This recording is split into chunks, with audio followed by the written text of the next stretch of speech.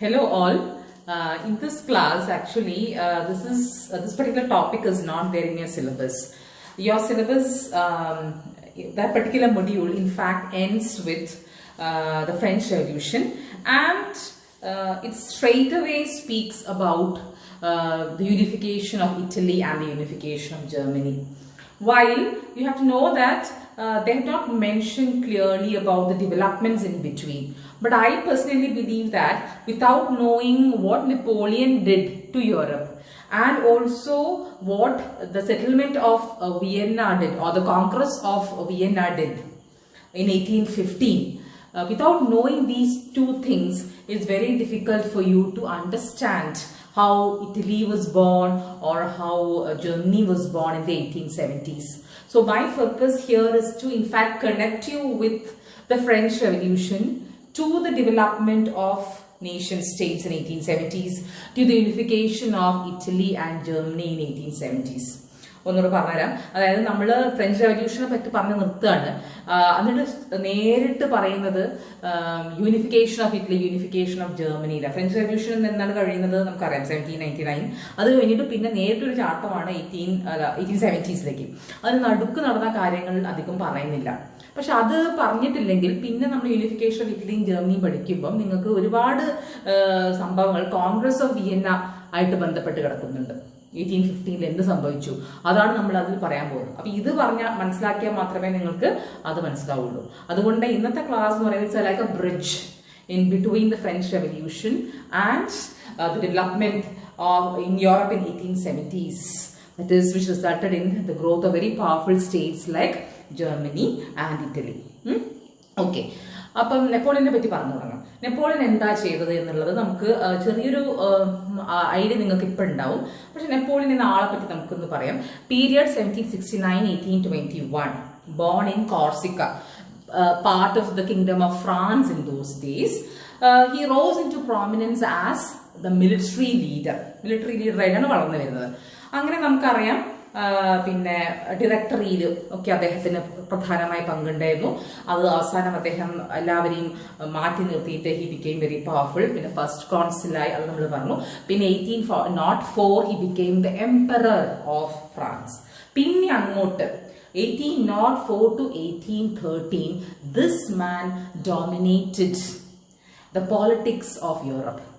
ഈ ഒരു മനുഷ്യൻ 1804 മുതൽ 1814 വരെയുള്ള കാലഘട്ടത്തിൽ അദ്ദേഹമാണ് യൂറോപ്പിലുള്ള പല സംഭവങ്ങളും തീരുമാനിച്ചിരുന്നത്. അപ്പൊ അതെന്തൊക്കെയാണ് നമുക്ക് നോക്കാം. He in fact had a very powerful army and he tried to make an empire for himself by expanding the horizons of his empire, expanding the boundaries of France. Okay, അതിന് നിങ്ങൾ അദ്ദേഹത്തിന്റെ പ്രധാനമായിട്ടൊരു യുദ്ധം, അദ്ദേഹത്തിന് നേടിയിട്ടുള്ള ഒരു ജയം എന്ന് പറയുന്നത് ബാറ്റിൽ ഓഫ് ഓസ്റ്റലിറ്റ്സ് ആണ്. That is 1805 battle of Austerlitz. അത് ഒരുപാട് ശക്തികളെ, ഹോളി റോമൻ എംപയറിന്റെ ഭാഗമായിട്ടുള്ള ശക്തികളെ നെപ്പോളിയൻ പരാജയപ്പെടുത്തുകയാണ്. അപ്പൊ ഇത് it actually led to the dissolution of the Holy Roman Empire 1805. അപ്പൊ നെപ്പോളിയൻ ആണ് അതിന് കാരണമാകുന്നത്. പിന്നെയുള്ളത് ഒരുപാട് യുദ്ധങ്ങൾ അദ്ദേഹം നടത്തുന്നുണ്ട്, മറ്റു പല പ്രദേശങ്ങളും അദ്ദേഹം കീഴടക്കുന്നുണ്ട്. ആ ഡീറ്റെയിൽസിലേക്ക് ഞാൻ കടക്കുന്നില്ല. പിന്നെ അദ്ദേഹം വളരെയധികം അദ്ദേഹത്തിന്റെ എംപയർ വളർന്നു വന്നു. എങ്കിലും ഈ ഒരു സമയമാകുമ്പോഴേക്കും മറ്റുള്ള ശക്തികൾ പ്രഷ്യ, റഷ്യ, ബ്രിട്ടൻ, സ്വീഡൻ, ഇവരൊക്കെ ഫ്രാൻസാണല്ലോ നെപ്പോളിയന്റെ, ഫ്രാൻസിനെതിരെ they made an alliance. Okay, അങ്ങനെ ഒരു വളരെയധികം എലൈസ് എന്ന് പറയുന്ന ഒരു വിഭാഗം തന്നെ യൂറോപ്പിൽ ഉണ്ടായി എന്നുള്ളതാണ്. ഇത്തരത്തിലുള്ള ഒരു ശക്തി നെപ്പോളിയനെ പരാജയപ്പെടുത്താൻ വേണ്ടി ശ്രമിച്ചുകൊണ്ടേയിരുന്നു. Because Napoleon was that powerful. അങ്ങനെ they achieved their goal in 1813. That was the battle of Leipzig. Battle of Leipzig in 1813. Napoleon was defeated by the joint forces of Russia, Prussia, Austria and Sweden. എന്നോട് പറയാം, Napoleon was defeated. ഇതാണ് അദ്ദേഹത്തിന്റെ വലിയൊരു പതനം എന്ന് പറയുന്നത്. Defeated by the joint forces of Russia, Prussia, Austria and Sweden. Okay. അതിനുശേഷം അപ്പം ഈ ഒരു പരാജയത്തിന് ശേഷം ആലൈസ് എന്ന് പറഞ്ഞാൽ നേരത്തെ പറഞ്ഞ റഷ്യ തന്നെ, they invaded France, they captured Paris and forced Napoleon to go in exile. അദ്ദേഹത്തിന്റെ നാട് കടത്തുകയാണ് ചെയ്യുന്നത്. അതിനുശേഷം പിന്നെ സംഭവിക്കുന്നതെന്ന് വെച്ചാൽ അദ്ദേഹം he retired for a while, but then in 1815 he again bounced back with a lot of vigour. 100 ദിവസം 100 days he was again in power എന്നാ പറയുന്നത്, തിരിച്ച് 100 ദിവസത്തേക്ക്. അതിനുശേഷം പിന്നെയും ആലൈസ് എന്ത് ചെയ്യുന്നു? he was defeated by the allies in the battle of Waterloo എന്ന് പറയുന്ന യുദ്ധത്തിൽ അദ്ദേഹത്തിനെ പരാജയപ്പെടുത്തുകയാണ്. ഇത് അദ്ദേഹത്തിന്റെ പരിപൂർണമായിട്ടുള്ള പതനത്തിലേക്കാണ് ബാറ്റിൽ ഓഫ് വാട്ടർലൂ എത്തിക്കുന്നത്. ഈ ഒരു this is used as an idiom. If somebody fails after ഒരുപാട് ചെറിയ ചെറിയ പതനത്തിന് ശേഷം വലിയ ഒരു തോൽവി ഒരാൾക്ക് സംഭവിക്കുകയാണെങ്കിൽ, ജീവിതത്തിൽ സംഭവിക്കുകയാണെങ്കിൽ, നമ്മൾ അതൊരു ഇഡിയം പോലെ പ്രയോഗിക്കും. That is his Waterloo, that was her Waterloo എന്ന് പറയുന്നതിന്റെ അർത്ഥം അത്രത്തോളം വലിയൊരു പതനമാണ് ഇവിടെ നെപ്പോളിയൻ നേടിയിട്ടുള്ളത് എന്നുള്ളതാണ്. അദ്ദേഹത്തിന്റെ ജീവിതത്തിലെ ഏറ്റവും അവസാനത്തെ യുദ്ധമാണ് ബാറ്റിൽ ഓഫ് വാട്ടർലൂ. അതിനുശേഷം അദ്ദേഹം ഇങ്ങനെ കുറച്ചു കാലം ഇങ്ങനെ ജീവിക്കുന്നുണ്ട് എൽബ എന്ന് പറയുന്ന സ്ഥലത്ത്. അവിടെ കുറച്ചു കാലം ഇങ്ങനെ ജീവിക്കുന്നുണ്ട് എന്നുള്ളതാണ്. ഓക്കെ, സെയിന്റ് ഹെലിന എന്ന് പറയുന്ന സ്ഥലത്ത് കുറെ കാലങ്ങൾ ജീവിക്കുന്നു. അങ്ങനെ അദ്ദേഹത്തിന്റെ മരണം ഒരു 6 വർഷങ്ങൾക്ക് ശേഷം നടക്കുന്നു. അതോടുകൂടി നെപ്പോളിയൻ എന്ന് പറയുന്ന ആളുടെ ജീവിതം അവിടെ അവസാനിക്കുകയാണ്. അപ്പം നെപ്പോളിയൻ എന്ന് പറയുന്ന ആള് എന്തൊക്കെ മാറ്റങ്ങളാണ് കൊണ്ടുവന്നതെന്ന് നമുക്ക് അടുത്ത സ്ലൈഡിൽ നോക്കാം. Okay, what all changes did he bring in Noka? A main thing which Napoleon brought about was the Napoleonic Code in the Varanga Sambhav. That was the main change that he brought about, Napoleonic Code. This was a legal system which influenced 70 nations of the world.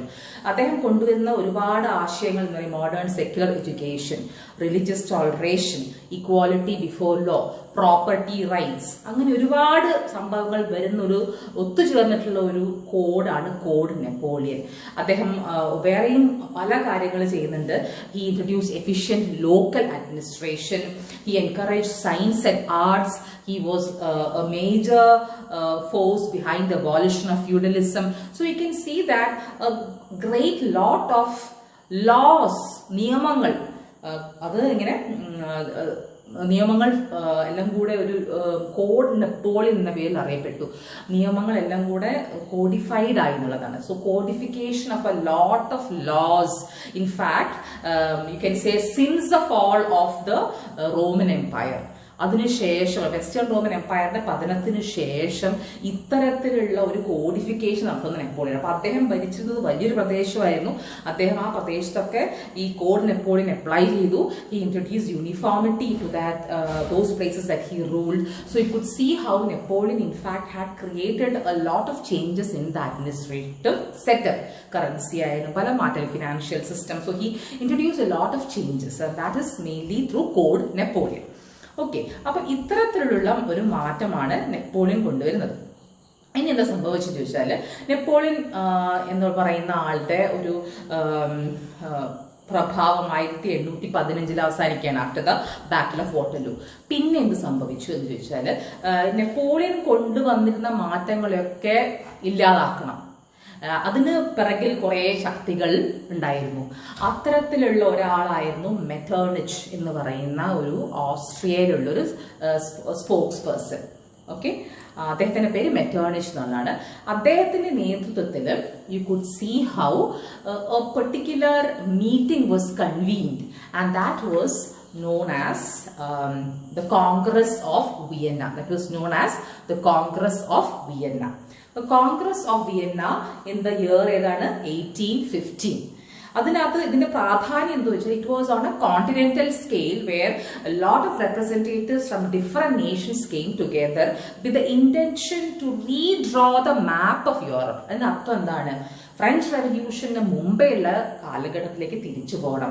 അപ്പം ഇവരുടെ താല്പര്യം എന്തായിരിക്കും? There were people who assembled in this particular congress. There were people who wanted to bring back feudalism, who wanted to bring back monarchy എന്നുള്ള സംഭവങ്ങളൊക്കെയാണ് നമ്മൾ മനസ്സിലാക്കുന്നത്.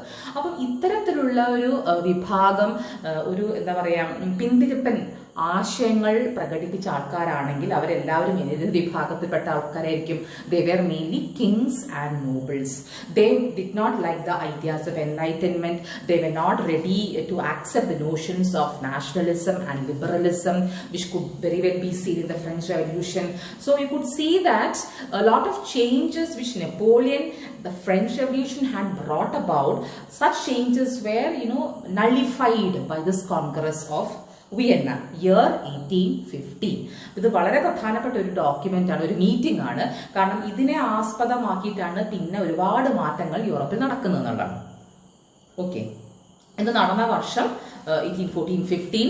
നടത്തിയ ആളുടെ പേര് ഓർക്കുക, ഓസ്ട്രിയൻ സ്റ്റേറ്റ്സ്മാൻ ക്ലെമൻസ് വോൺ മെറ്റർനിച്ച് എന്ന് പറയുന്ന ആളാണ്. ഇത് നടന്ന സ്ഥലം എവിടെയാണ്? ഇവരെല്ലാം മീറ്റ് ചെയ്തത്. Representatives where did they meet? Vienna. അതുകൊണ്ടാണ് കോൺഗ്രസ് ഓഫ് വിയന്ന 1815 എന്നതിന് പേര് പറയാൻ നമ്മൾ വിളിക്കുന്നത്. അപ്പം ഇത് പ്രധാനപ്പെട്ട ഒരു പങ്കാണ് ഈ ഇത്തരത്തിലുള്ള ഒരു മീറ്റിംഗ് ഉള്ളത്. You could see the impacts of this particular Congress for a century. That means till 1914. You can see that was a time when the World War I began. അത്രയും കാലഘട്ടത്തിൽ ഈ ഒരു മീറ്റിംഗിലെടുത്ത തീരുമാനമാണ് യൂറോപ്യൻ രാഷ്ട്രീയത്തിലെ സ്വാധീനിച്ചത്. So that is the importance of this particular document, this particular meeting, congress of Vienna. ഇവരെടുക്കുന്ന തീരുമാനങ്ങൾ European പൊളിറ്റിക്സിനെയും international പൊളിറ്റിക്സിനെയും 1914 വരേക്കും സ്വാധീനിച്ചു എന്നുള്ളതാണ്. ഓക്കെ, അത് മെറ്റേണിച്ചിന്റെ ഇമേജ് ആണ് നിങ്ങൾക്ക് ഇവിടെ കൊടുത്തിട്ടുള്ളത്. വളരെ എന്താണ് സുന്ദരനായ ഒരു ഡിപ്ലോമറ്റ് ആയിരുന്നു മെറ്റേണിച്ച്. ഓസ്ട്രിയക്കാരനായിരുന്നു. അദ്ദേഹമാണ് എങ്ങനെയാണ് ഈ ഒരു മാപ്പ് റീഡ്രോ ചെയ്യേണ്ടത്, തിരിച്ചു ഞാൻ വരയ്ക്കേണ്ടത് എന്ന് തീരുമാനിക്കുന്നത് മെറ്റേണിച്ച് ആയിരുന്നു. ഓക്കെ, അപ്പം എന്തൊക്കെയാണ് സംഭവിച്ചത്? ഇതില് ജയിച്ച ശക്തികൾ എന്ന് പറയുമ്പോൾ ആരൊക്കെയായിരിക്കും? ബ്രിട്ടൻ, റഷ്യ ഒക്കെയാണ്, സ്വീഡൻ ഒക്കെയാണ്. നെപ്പോളിയന് എതിരെ നിന്ന ആൾക്കാർ ഒക്കെ ജയിച്ച ആൾക്കാരാണ്. അതേവേദ അലൈൻസ്, ബിഗ് പവേഴ്സ്. തോറ്റ രാഷ്ട്രം ഏതാണ്? ഫ്രാൻസ് ആണ്. അപ്പൊ ഫ്രാൻസിനാണ് ഒരുപാട് പ്രദേശങ്ങൾ പോകുന്നത്. കാരണം ഫ്രാൻസിനടുത്ത് ഈ monarchs and nobles they were not at all happy with the revolution which happen. അവർക്കൊക്കെ ദേഷ്യമായിരുന്നു. All the monarchs were very much upset with the revolution. പേടി എന്താണ്? Whether the ethos of the revolution would reach their country also. അപ്പൊ അവരുടെ ഭരണം ഇല്ലാതാകുമോ എന്നുള്ള ഭയം കാര്യമായിട്ടുണ്ടായിരുന്നു. അപ്പൊ അവരെന്താ ചെയ്തിരുന്നത്? They wanted to in fact dismantle in every way the powers of France. അതുകൊണ്ട് തന്നെ ഫ്രാൻസിന്റെ ഒരുപാട് ഭാഗങ്ങൾ മുറിച്ചെടുക്കുകയാണ് ചെയ്യുന്നത്. Okay, France lost a lot of its territory. പക്ഷെ അതേ സമയത്ത് പ്രഷ്യ വലിയൊരു പ്രദേശം നേടിയെടുക്കുകയാണ്. ഓസ്ട്രിയ, മെറ്റേണിച്ചിന്റെ സ്വന്തം ഓസ്ട്രിയ, വെനിസ് നേടിയെടുക്കണം. അത് ഓർക്കണം നിങ്ങൾ. When you study Italian unification you have to know how Italy wanted to get this particular province Venice back from Austria.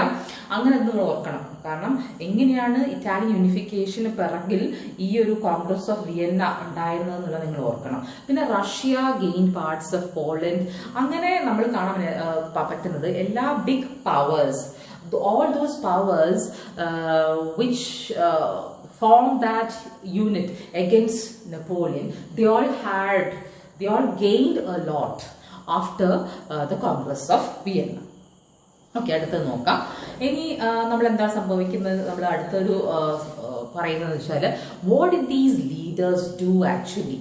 അവരുടെ ഒരു സ്വഭാവം പറയുകയാണെങ്കിൽ they were all conservatives, I told you that, and they did not bother much about the republican ideals. They were not in fact attracted by the notions of liberty, equality or fraternity. So അവർക്ക് ഈ revolution, കലാപം എന്ന് പറയുന്ന സംഭവങ്ങളൊന്നും താല്പര്യമില്ല. They wanted to in fact take to rewind the clock, പിറകിലേക്ക് തിരിച്ചു പോവുക എന്നുള്ളതാണ്. അപ്പൊ ആ ഒരു ആശയത്തിലേക്കാണ് അവർ കാര്യമായിട്ട് ശ്രമിക്കുന്നത്. So the Bourbons were brought back to power in France. ഓക്കെ, ബർബൺ രാജാക്കന്മാരെ നമുക്കറിയാം, ഗില്ലട്ടീൻ, പിന്നെ അങ്ങനത്തെ നെപ്പോളിയൻ വരുന്നു. പക്ഷെ അതിനുശേഷം ബർബൻസ് വെയർ ബ്രോട്ട് ബാക്ക്. അപ്പൊ തിരിച്ചു മൊണാർക്കി തന്നെ തിരിച്ചു കൊണ്ടുവരികയാണ്. അപ്പം എന്തിനാണ് ഈ ഫ്രഞ്ച് റവല്യൂഷൻ ഉണ്ടായതെന്ന് നമുക്ക് അവിടെ ചോദിക്കാം. അപ്പൊ ഇതൊരു മാപ്പാണ്. You can see how Metternich redrew the boundaries of states. ചുവന്ന ലൈനിലൊക്കെ മാർക്ക് ചെയ്തിട്ടുണ്ട്. In fact you can see Metternich redrew the boundaries of most of the countries in Europe in the Congress of Vienna. That was his role. എല്ലാ കൺട്രീസിന്റെയും boundaries ചിലതോടെ കൂട്ടുക, ചിലതോടെ കുറയ്ക്കുക, അങ്ങനെയുള്ള ഒരു മാറ്റം കാര്യമായിട്ടും അദ്ദേഹം കൊണ്ടുവരുന്നു എന്നുള്ളതാണ്. ഇനി ഇതിനെ പറ്റി നമുക്ക് ഈ കോൺഗ്രസ് ഓഫ് വിയനെ പറ്റി പറയുമ്പോൾ how can we criticise it? Lots of historians have criticised this because it asserted the principles of legitimacy. Legitimacy എന്ന് പറഞ്ഞാൽ നിയമത്തിൽ ആർക്കാണ് ഈ ഒരു രാജ്യം ഭരിക്കാൻ അവകാശം? രാജകുമാരനല്ലേ, ബർബൺ രാജകുമാരനല്ലേ, അപ്പൊ അദ്ദേഹത്തിനെ തിരിച്ചു കൊണ്ടുവരണ്ടേ എന്നുള്ളതാണ് അവരുടെ view point. So this was in fact A kind of idea which had the support of princess nobles who wanted to bring back all the traditions, who wanted to change the status quo. അതാണ് നമ്മൾ കാണാൻ പറ്റുന്നത്. പിന്നെ നിങ്ങൾ അറിയേണ്ടത് this particular Congress was very much against the notions of liberalism and nationalism. ദേശീയത, ദേശീയബോധം അല്ലെങ്കിൽ ദേശസ്നേഹം എന്ന് പറയുന്ന അത്തരത്തിലുള്ള എല്ലാ കാഴ്ചപ്പാടുകൾക്കും എതിരെയായിരുന്നു എന്നുള്ളതാണ്. ഇതിന് പിന്നെ വേറൊരു പ്രധാനപ്പെട്ട ഒരു പരിമിതി എന്ന് പറയുന്നത് it was dominated by Austria, Britain, Russia and Prussia. That means smaller countries, defeated countries did not have any say in the restructuring of Europe, and that was done by the winners, these four powers predominantly, and which in fact made the smaller countries unhappy, which created a lot of discontent. അപ്പോൾ അതായത് ഇപ്പം ജർമ്മനിയിലൊക്കെ ആണെങ്കിൽ German speaking areas were given to other places. Italy ആണെങ്കിൽ Italians dominate ഉള്ള പ്രദേശങ്ങൾ വേറെ രാജ്യത്തായിട്ട് merge ആക്കുക, ഓസ്ട്രിയയായിട്ട് merge ആക്കുക. So Italians they wanted unification in 1870s. They wanted to bring back all the Italian speaking people together. Germans in the same way wanted to bring together to make a nation by bringing all the German speaking people together. So you could see how Metternich was responsible for such movements. So you'll be studying about such movements after a few classes. That is how the Italian unification happened and how the German unification happened, which are in the particular module in your syllabus. So you have to connect that with the French Revolution, Napoleon, Congress of Vienna. Then only you will be able to understand why those movements happened in 1870s in Germany and Italy. So this class has been in fact to connect you with the French Revolution, Napoleon, Congress of Vienna to the later developments in Europe. So this is for you, Napoleon and fall of Napoleon and the Congress of Vienna. So we'll be coming back in the next class with Italian unification, German unification, etc. Until then, bye-bye.